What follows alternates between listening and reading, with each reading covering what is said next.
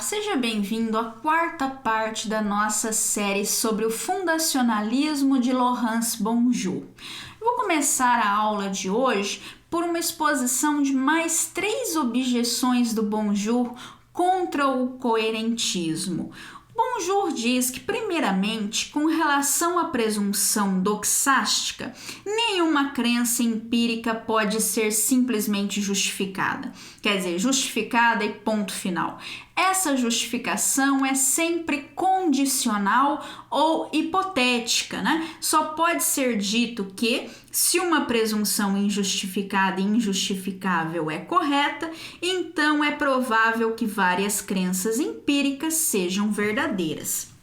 Isso se dá porque nós vimos que a presunção doxástica, que diz respeito a uma metacrença sobre o nosso próprio sistema de crenças, não pode ela mesma ser justificada sem cometermos uma petição de princípio, quer dizer, sem que a gente alegue aquilo que nós queremos provar. Isso porque a presunção doxástica é uma presunção sobre a coerência do sistema. Para ser justificada de uma maneira coerentista, como ela precisaria ser, por ser uma crença empírica, ela teria que ser inserida num sistema coerente de crenças. Mas o que está em jogo é exatamente se o sistema é coerente. Qual é esse sistema coerente? Por isso, a petição de princípio. Então, aquilo que está colocado como uma espécie de base, não deixa de ser uma base no final das contas para o coerentismo, é uma hipótese que jamais poderá ser justificada, o que torna toda justificação coerentista uma justificação hipotética ou condicional, jamais uma justificação simplícita.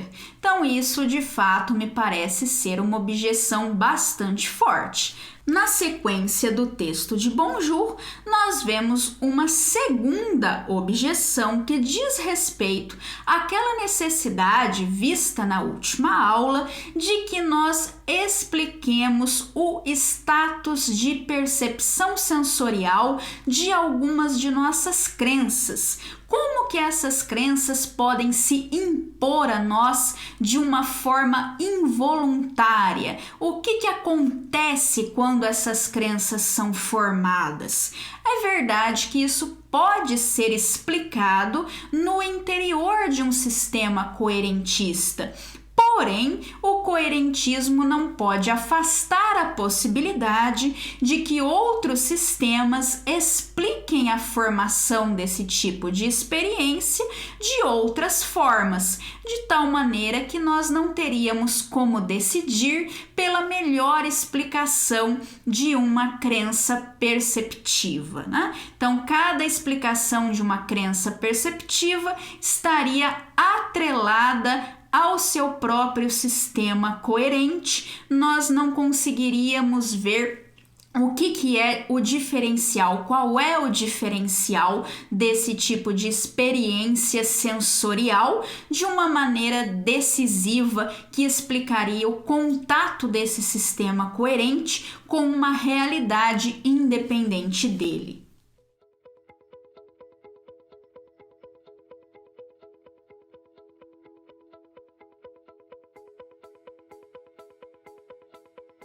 Em terceiro lugar, qualquer acesso à coerência contínua depende de crenças de memória. Isso é interessante, né? O coerentismo está, então, ancorado em crenças que não são atuais, são crenças guardadas na nossa memória. Porque, afinal de contas, é só assim que nós podemos avaliar a coerência de um sistema. A coerência se dá entre aquilo que está na nossa memória e as nossas percepções atuais. Só que, segundo Bonjour, o coerentismo não é capaz de explicar as crenças de memória, porque a única razão para se pensar que a justificação coerentista conduz à verdade portanto, que crenças de memória são verdadeiras, se apoia na existência da coerência ao longo do tempo e nas próprias crenças de memória. Então, novamente, nós vemos aqui o problema da circularidade, né? Você fala em coerência em relação àquilo que está na sua memória. Só que as próprias crenças que estão na sua memória também só podem ser justificadas dessa forma, ou seja, em termos de coerência com crenças de memória. Então, o coerentismo, mais uma vez, se enreda numa circularidade que seria viciosa. É por essas razões que o Bonjour acredita que nós devamos pegar a trilha de volta para o fundacionalismo. Recapitulando, então, ele acha que a única razão para alguém ser coerentista é que o fundacionalismo teria esbarrado em certos problemas insolúveis, então nós abandonamos o fundacionalismo, nós precisávamos de alguma alternativa e por isso, e só por isso, adotamos o coerentismo. Mas como o coerentismo é cheio dos seus próprios problemas, seria melhor a gente tentar resolver as objeções do fundacionalismo, já que afinal de contas, supostamente, o fundacionalismo teria uma plausibilidade inicial muito maior e nós teríamos boas razões positivas para aderirmos a uma teoria fundacionalista se nós acreditamos que a verdade deve ser vista de uma maneira realista, como adequação a uma realidade fora das nossas crenças, e se nós queremos uma justificação internalista dessa verdade. Então, o melhor seria nós voltarmos aos braços do fundacionalismo e vermos se nós conseguimos fazer uma reforma e melhorar os problemas que ele tinha em primeiro lugar. Então ele diz que é sugerido que a objeção crucial a ser repensada diz respeito à apreensão do caráter da experiência. O que significa isso? Que o dilema a ser resolvido é o seguinte: se o caráter da experiência for apreendido em um estado do tipo crença, quer dizer, um estado proposicional, ele pode justificar outras crenças, mas também precisa de justificação. Porque sempre que eu tenho uma crença proposicional, eu posso estar errada. Se eu posso estar errada, afinal de contas se trata de uma crença contingente, uma crença empírica, com um conteúdo proposicional. Por isso ela pode estar errada. Se pode estar errada, tem que ter uma justificação. Mas se tem que ter uma justificação, não pode ser uma crença básica. Então é essa a dificuldade. Se a crença básica tem conteúdo proposicional, ela é capaz de justificar outras crenças, porém ela também demanda uma justificação. Agora, por outro lado, na outra perna do dilema, se a apreensão do caráter da experiência não é um estado do tipo crença proposicional, não precisa ser justificado, mas também não consegue justificar crenças que têm conteúdos proposicionais. Então, como que você coloca um estado cognitivo sem conteúdo proposicional em relação inferencial com crenças proposicionais para que ele seja capaz de justificar essas crenças, né? Isso que então seria o outro tipo de problema no qual nós caímos quando fugimos do primeiro. Estamos aqui entre o fogo e a frigideira, né? Como que a gente sai do dilema? Claro que se o Bonjour aderiu ao fundacionalismo é porque ele tem alguma hipótese para nos tirar desse dilema que seria o que leva alguém a abandonar o fundacionalismo e partir para o coerentismo, cheio dos problemas que o Bonjour já mostrou para a gente. Então, se a gente vai voltar para o fundacionalismo, nós temos que ter uma hipótese de solução para o dilema. O Bonjour diz que nós devemos focar na metacrença de que temos uma crença ocorrente específica. Quer dizer, essa crença de segunda ordem sobre o caráter de uma crença de primeira ordem, né? Como uma crença sensorial, como nós já vimos na primeira aula dessa série sobre o fundacionalismo de Bonjour. Ele diz que o lugar mais indicado para encontrar sua justificação é a experiência que se tem quando de posse dessa crença, né? Então, a justificação teria que estar na própria experiência que temos quando temos essa crença de segunda ordem.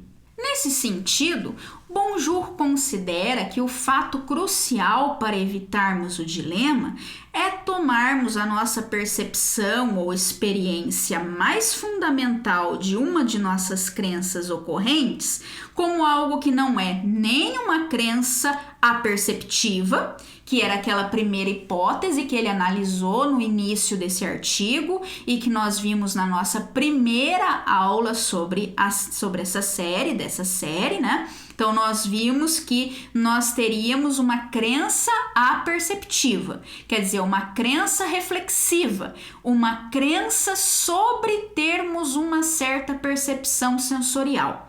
Isso é que ele acha agora que tem que ser evitado. Por que tem que ser evitado? Porque essa crença exatamente teria um conteúdo proposicional. Se tem um conteúdo proposicional, eu estou em uma das pernas do dilema. Eu estou exatamente com a necessidade de explicar como eu justifico a minha crença com esse conteúdo proposicional, mesmo em se tratando de uma crença aperceptiva ou de segunda ordem. Então, essa percepção ou experiência fundamental de uma das minhas crenças ocorrentes não pode ser esse tipo de crença aperceptiva, só que ela também não pode ser a percepção não cognitiva de algum tipo que não reflete o conteúdo proposicional da crença. Porque nesse caso nós vamos para outra parte do dilema. Se eu tenho uma percepção não cognitiva, o que significaria sem conteúdo proposicional, então eu não posso justificar outras crenças com base nessa percepção. Em outras palavras, ela não me serve para nada, ela não pode ser a base do fundacionalismo, né? Não pode ser o nosso elemento fundacional porque não serve para justificar. Então, eu preciso encarar essa minha experiência fundamental, essa percepção fundamental, de uma maneira que não seja nem como crença perceptiva, nem como crença de segunda ordem e nem simplesmente como um estado de percepção não cognitivo, tá? Por isso ele nos diz que ter uma crença ocorrente é ter a consciência do conteúdo dessa crença e também da aceitação desse conteúdo. Ele diz que essa consciência não é reflexiva ou aperceptiva, mas constitutiva do próprio estado de crença ocorrente de primeiro nível, né? Então, quer dizer, a partir do momento que eu tenho uma crença do tipo, está chovendo, há alguma folhagem aqui do lado externo da minha janela, ou simplesmente o tampo da minha mesa é de madeira, há uma mesa diante de mim.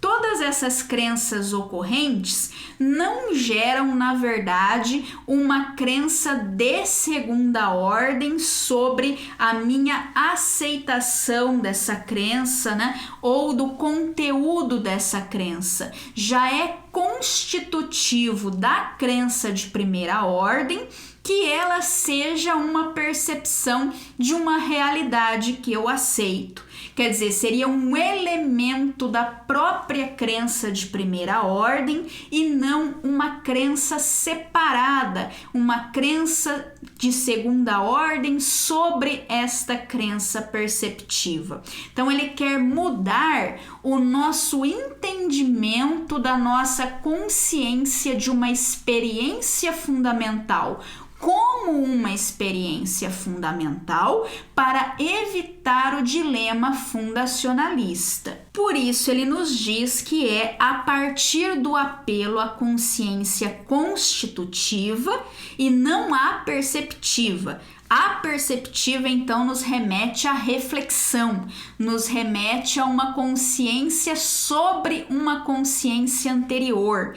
Eu percebo e então eu percebo que eu percebi. Eu tenho consciência de uma percepção minha como uma percepção minha, em uma crença separada. Isso é que é uma crença aperceptiva. Então, ele está dizendo, esta consciência não é aperceptiva, ela é constitutiva.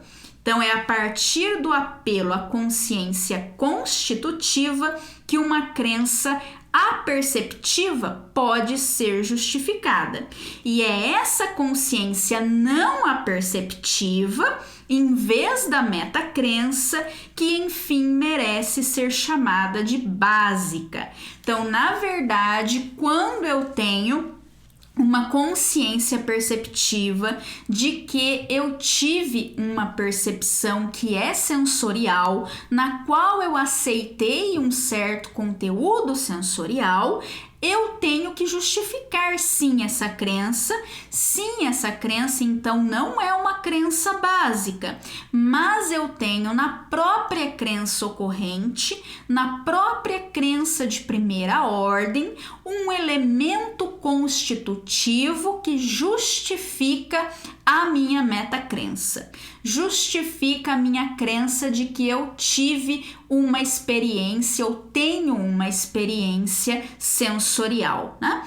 Então, é a partir do apelo à consciência constitutiva que a própria metacrença pode ser justificada. E aí, a partir da metacrença, você pode sim justificar as demais crenças. Então, a metacrença, ela funciona em relações inferenciais, ela tem um conteúdo proposicional, só que ela não pode ser básica exatamente por isso. Então, ela precisa ser justificada com base em uma crença anterior, que é a própria experiência constitutiva que dá origem à crença ocorrente, à crença de primeira ordem, né?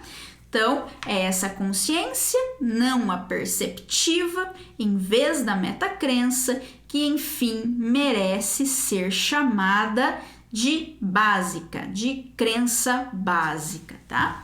Então, eu encerro por aqui esta aula e, na sequência, no próximo vídeo, nós damos andamento a essa exposição do Laurence Bonjour, né, para que ele continue desenvolvendo então essa sua ideia de como que o fundacionalismo pode funcionar adequadamente a partir de uma crença básica, que não é mais então uma metacrença, que é uma crença constitutiva, capaz de justificar a própria metacrença. Até lá, então, obrigada por terem assistido esta aula. Tchau!